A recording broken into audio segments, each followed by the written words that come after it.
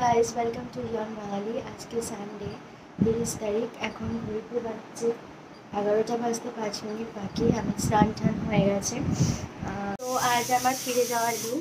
ও কাল রাত্রেবেলায় আমাকে নিতে এসেছে 8টার সময়, আর রাতে ঢুকেছে। তো তার আগে এখন সকাল সকাল বেরিয়ে যাব। আমারও আজকে রাতে 8টার সময়তেই ট্রেন আছে হাওড়ার থেকে, কিন্তু তার আগে এখন বেরোবো। তার কারণ একটা নেমন্তন্ন আছে আমাদের একজন রিলেটিভের। তো চলো দেখতে থাকো, সবটাই তোমাদের সাথে শেয়ার করবো। তো হয়ে গেছি রেডি।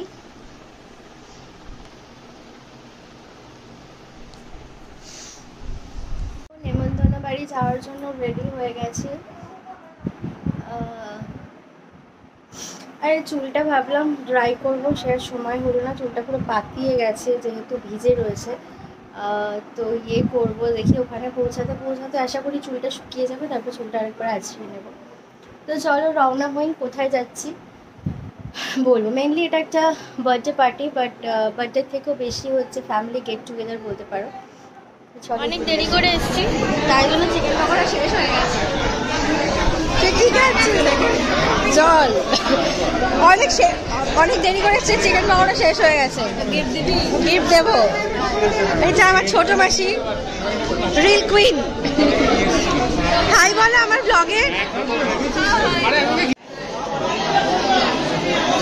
আমরা চলে এসেছি জন্মদিনের পার্টিতে, জন্মদিন প্লাস গেট টুগেদার। এখানে মায়ের বাড়ির, মানে আমার মামা বাড়ির দিকে সব রিলেটিভরা আছে। ও আবার চলে এসছে চিকেন পকোড়া, শেষ হয়ে গেছিল, আবার চলে এসছে। আমাকে পিপিনকে চিনতে পারেনি? হ্যাঁ, এই যে আমার ভাইপো। চিকেন পকোড়া খাবে? চিকেন পকোড়া দেখি তো, স্বাদ আছে। এখানে ফটো তোলা হচ্ছে, মা এসে গেছে। সবাই এতদিন পর সবাইকে দেখে সবাই খুব খুশি। এখানে গ্রুপ ফটো তোলা চলছে। আর এই যে ক্রাউন পরা এই পুচকু কিউট মেয়েটা পিঙ্ক কালারের, ও হচ্ছে বার্থডে গার্ল।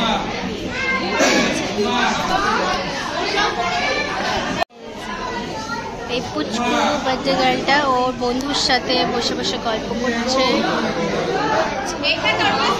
আর দেখো এই হচ্ছে আমাদের বার্থডে গার্ল। আমাদের সবার সাথে হ্যালো হাই করা হয়ে গেছে।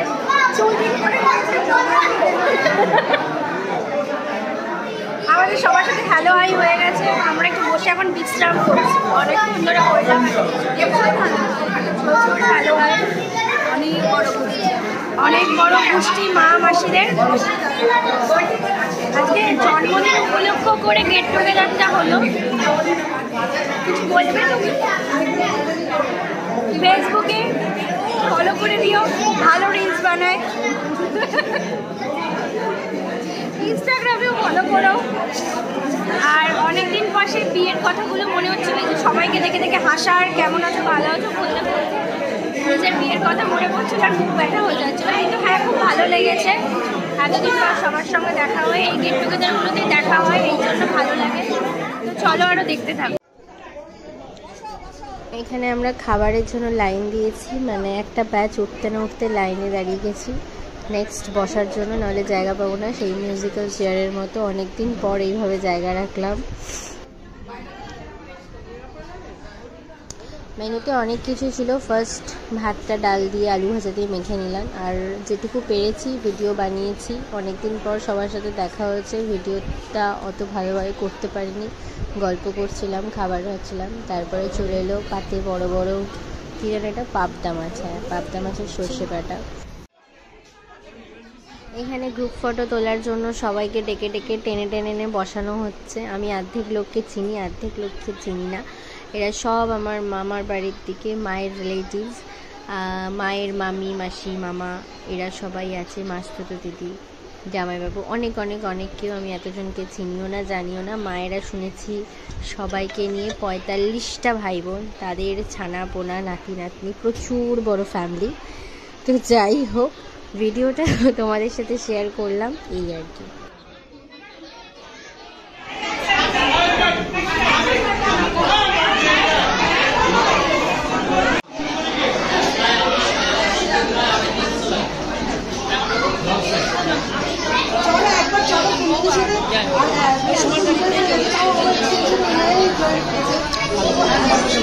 ভালো করে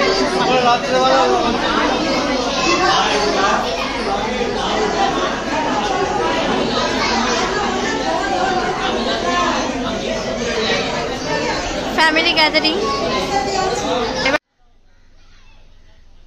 তো এই ফ্যামিলি গ্যাদারিংগুলো সত্যি খুব বেশি ভালো লাগে, সবার সাথে দেখা হয়, কিন্তু এই ফেরার সময়টা খুব মন খারাপ করে। তো যাই হোক, মা বাবাকে টাটা করে এখন চিত্তরঞ্জনের উদ্দেশ্যে রওনা দিলাম। হাওড়ার থেকে রাত 8টায় ট্রেন আছে, তো ক্যাবে উঠে গেছি।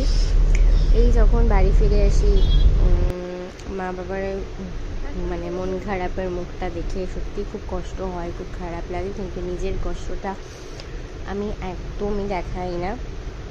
আমি ভুলক্রমেও বলি না যে আমার মন খারাপ করছে, আমি শুধু এটাই বোঝানোর চেষ্টা করি, এবং এটা নিজেকেও বোঝানোর চেষ্টা করি, এবং ওদেরও বোঝানোর চেষ্টা করি যে আমি তো আবার আসবো, এমন কিছু দূরে থাকি না, এমন কোনো বড় ব্যাপার না।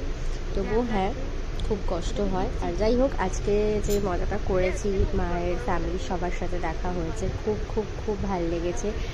এবং আমার যারা খুব ক্লোজ, মানে আমার নিজের মাসি, দাদা, ভাই, বৌদিরা, তাদের সাথে দেখা হয়েছে, আমার ভাইপোর সাথে দেখা হয়েছে, ছোট্ট একটা সদস্য আমার ফ্যামিলি, আমাদের ফ্যামিলির। তো যাই হোক, আমার মনটা খুব ভালো হয়ে গেছে। আর যখন মন খারাপ করে তখন এগুলোই ঘুরিয়ে ফিরিয়ে দেখতে থাকি, ভাবতে থাকি, তো তখন আরও ভালো লাগে। তো রাত 8টায় তো ট্রেন আছে বিভূতি, পৌঁছাতে পৌঁছাতে প্রায় রাত 12টা হয়ে যাবে ঘরে ঢুকতে ঢুকতে। বাস ট্রেনে চেপেও গেলাম। চলো আজকে ব্লগটা এখানে এন্ড করছি।